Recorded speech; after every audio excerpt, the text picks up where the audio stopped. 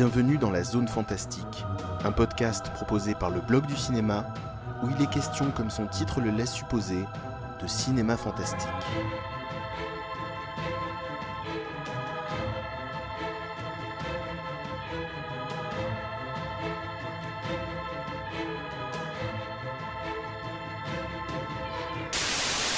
Chères auditrices et chers auditeurs, pour cet épisode, j'ai choisi de vous parler d'une histoire de fantômes, de failles temporelles et de châteaux hantés.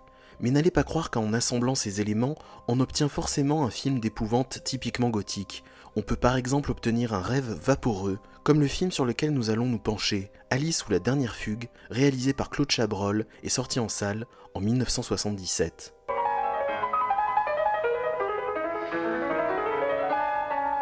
Je t'en supplie, ne pars pas ce soir, tu n'es pas en état de conduire.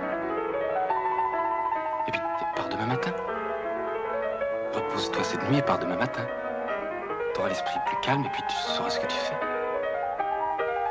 Je ne te supporte plus une seconde. Écoute Alice, si tu veux, j'irai coucher à l'hôtel. Mais ne pars pas ce soir, je sens qu'il va t'arriver quelque chose. Il m'est déjà arrivé quelque chose. Alice!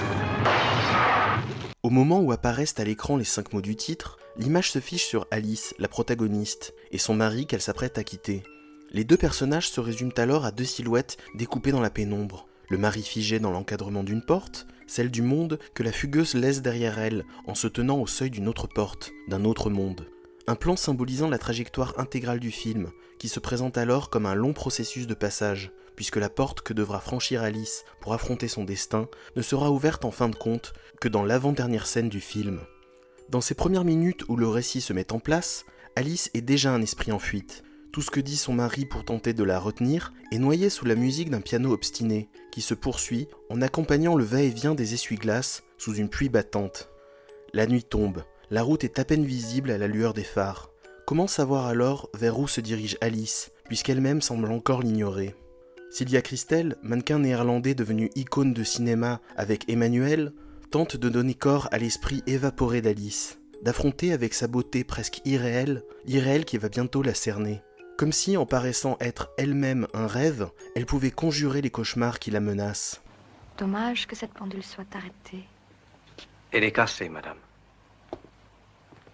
Nous n'attachons pas une grande importance au temps. Je vous souhaite de passer une bonne nuit, madame. Claude Chabrol, qui jusqu'ici avait principalement officié dans le drame et la comédie dramatique, opère un glissement vers le fantastique en deux temps. D'abord par l'étrangeté de la situation que vit Alice après un accident de voiture se produisant juste devant le portail d'un château, situation digne d'un conte pour celle qui porte le nom d'une héroïne de Lewis Carroll. Hébergée pour la nuit et invitée à la table du châtelain, la jeune femme s'étonne autant que le spectateur de cet improbable coup de chance comme de la gentillesse de son hôte. De l'étrangeté, on bascule durant le sommeil d'Alice vers le merveilleux, quand une horloge arrêtée se remet soudainement en marche, lançant ainsi une course alternative du temps dans laquelle la fugueuse se retrouve prisonnière. Auriez-vous peur? Qu'auriez-vous à craindre, mon enfant, Les dangers ne sont jamais ceux auxquels l'on pense. Et ils n'arrivent jamais là où on les attend. Vous le savez certainement, C'est au volant de sa voiture, lorsqu'elle tente en vain de retrouver le portail du domaine, qu'elle prend conscience de cette nouvelle donne fantastique, la condamnant à tourner en rond autour de la demeure. Belle recluse dans un château, Alice est réduite à sa condition de personnage de conte, et son monde minuscule n'est pas une spirale, mais plus exactement un disque rayé, comme celui qui vient briser par enchantement le silence des lieux. Alice attire sur elle les regards de personnages bizarres, lui adressant des sourires obséquieux, au lieu de lui apporter des réponses claires quant à cette antichambre spatio-temporelle. Un drôle d'endroit pour les rencontres, que l'on peut également percevoir comme un monument hanté par la mémoire du cinéma français, où l'interprète d'Emmanuel peut aussi bien croiser un Charles Vanel, morceau de patrimoine vivant, déjà en exercice avant l'avènement du cinéma parlant, qu'un André Dussolier, pré-Alain Resnais et pré-Éric Rohmer, et qui curieusement porte déjà l'aura de leur filmographie dans sa jeunesse et son élégance éthérée. Bon, d'accord. Je ne vous demanderai pas qui vous êtes, ni comment partir d'ici, ni ce que vous me voulez. À la bonne heure. Par contre, j'aimerais bien que vous remettiez le disque en marche. Avec plaisir. Oh, excusez-nous, c'est un vieux disque.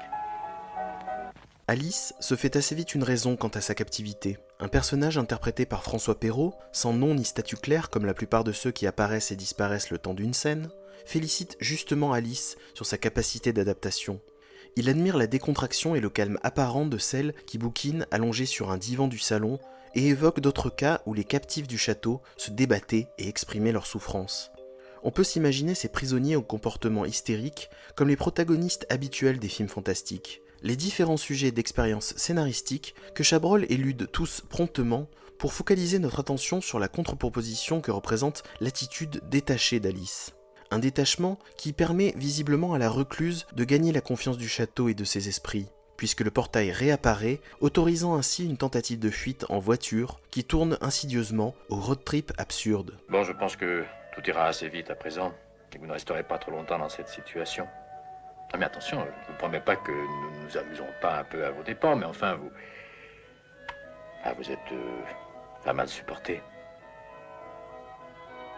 Et peut-être même à l'admettre. Le temps d'une escale dans une station-service perdue en rase campagne et d'une pause déjeuner au milieu d'un cortège d'enterrement que l'alcool transforme en balmusette pathétique, et il est déjà l'heure pour Alice de revivre son accident de voiture devant le portail du château, de reprendre sa place sur les disques rayés. Le phénomène surnaturel n'est donc pas circonscrit à l'enceinte du domaine. En laissant sortir sa prisonnière, le château lui propose de juger de son extérieur, de son hors-champ, qui certes échappe à son écrin poétique, mais ne se présente pas pour autant en territoire rassurant et intelligible. Une manière cruelle de rappeler à la fugueuse qu'elle est définitivement prise en étau entre sa prison intemporelle où elle échoue inévitablement et ce quotidien vulgaire et absurde qu'elle fuyait au début de l'histoire. Le monde est une belle porcherie, hein. Faut pas parler comme ça. Ah, je vais me gêner. Merci. Vous allez loin comme ça? Pourquoi? Il y a un peu de jeu dans la direction, hein. Faites gaffe. Allez, bonne route. Avec Alice ou la dernière fugue, Chabrol revisite son propre cinéma, en proposant une variation fantastique sur le même thème, qui étrille une fois de plus le carcan de la bourgeoisie.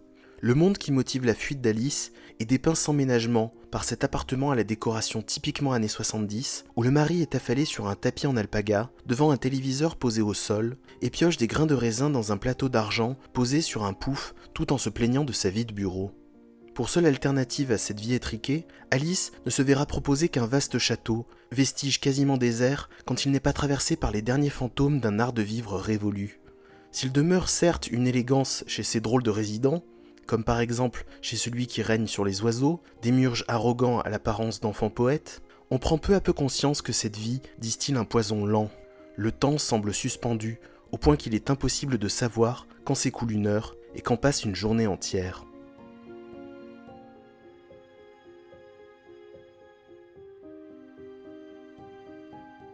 Après sa première nuit au château, Alice découvre un escargot à la place de l'impact qui se trouvait la veille sur le pare-brise de sa voiture. Il fallait un coup brutal pour déclencher le récit, mais à présent, l'animal symbole de lenteur annonce à la protagoniste que le reste de son histoire se déroulera sans heurts, par ce glissement progressif, ce passage de l'ennui à une résignation mortifère devant l'absence d'un point de fuite véritable. Ma chère Alice, demain matin, vous serez réveillée par un rayon de soleil. La petite porte de bois s'ouvrira pour vous. Et ce sera la fin de tous vos tourments. Si vous avez apprécié cette émission, n'hésitez pas à vous abonner et on se retrouve prochainement pour de nouveaux épisodes. À bientôt!